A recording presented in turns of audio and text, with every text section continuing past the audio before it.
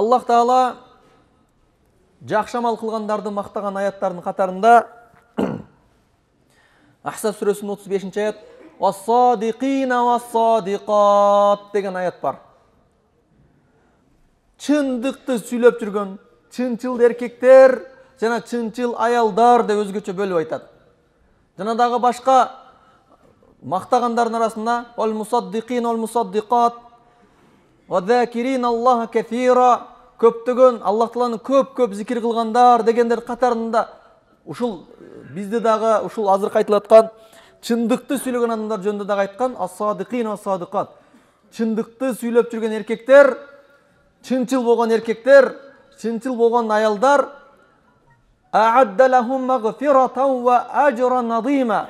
Аллах Таала аларга дайындап койду бейиште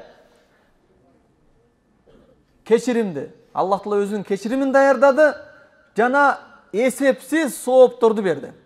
Аябай улуу соопту берди.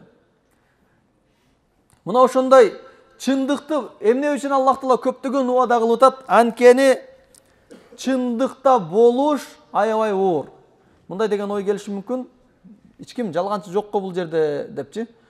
Аллах Таала жөндөн-жөн аят түшүрбөйт.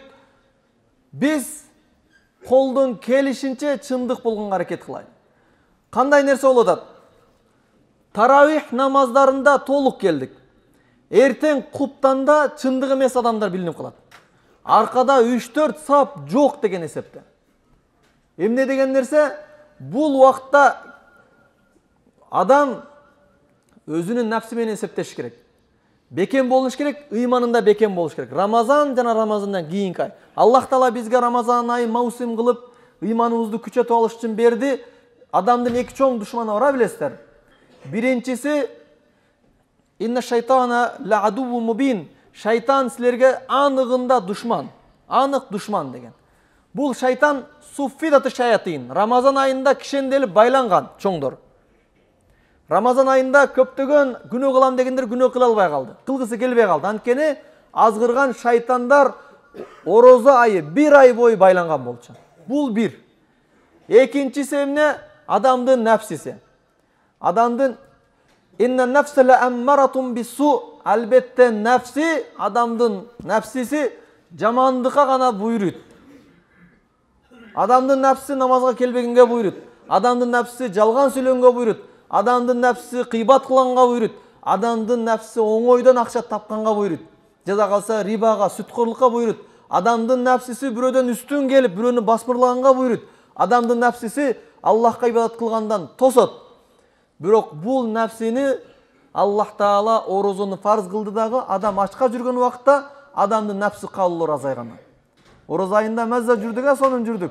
Анткени адам орозо кармап жүргөн убакта курсактан башка нерсе менен алек болбой калат. Дүйнө рахаттарынан көңүл бурбай калат. Андан кийин тамак жегенден кийин адам курсак тойду, кан тамырлар айланды, уйку келет, Бирок Аллах Таала эмнени бизге милдеттендирди?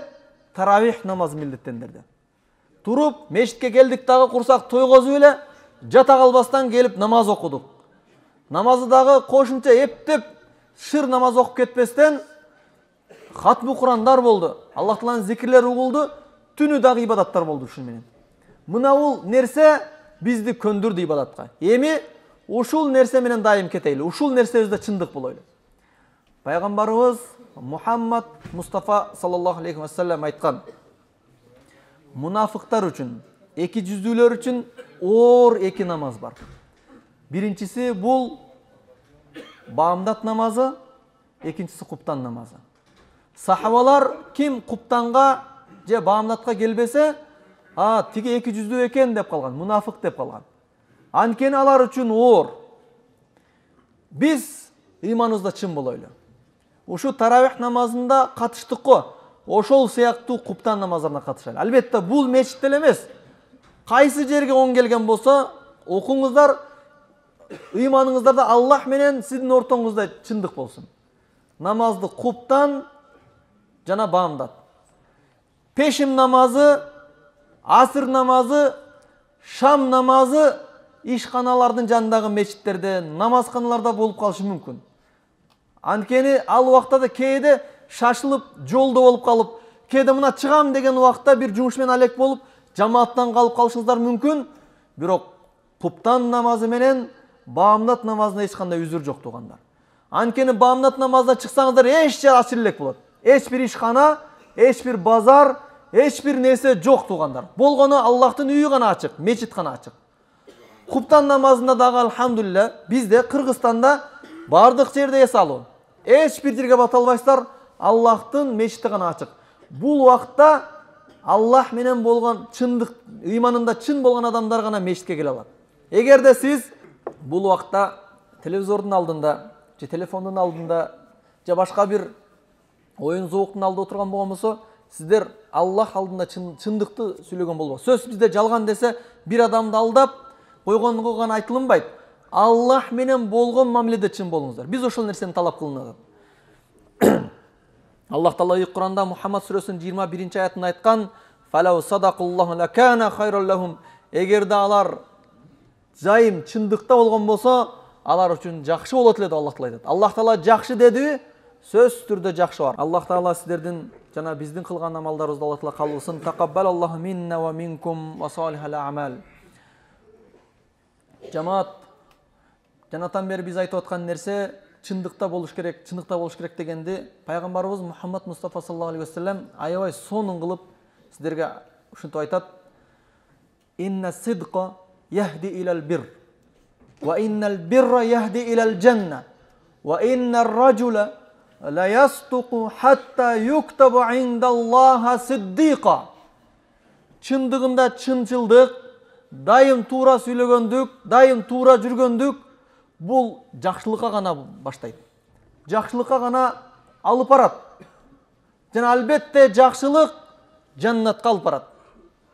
Адам ар дайым жакшылык, туура сөздү сүйлөй берет, чындыкта боло берет.